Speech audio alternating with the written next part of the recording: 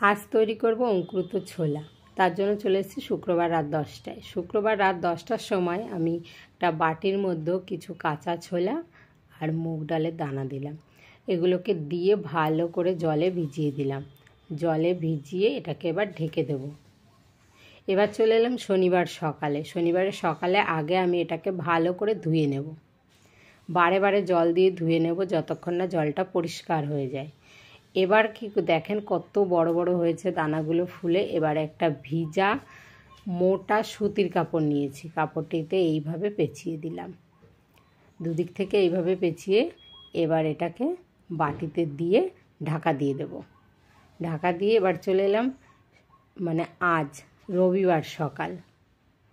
রবিবার সকালে এটাকে খুলে দেখুন কত সুন্দর অঙ্কুর চলে এসেছে। আশা করি আপনাদের ভালো লাগবে। আর আপনারা যদি চান আরও বড় অঙ্কুর তাহলে আরেকদিন রাখতে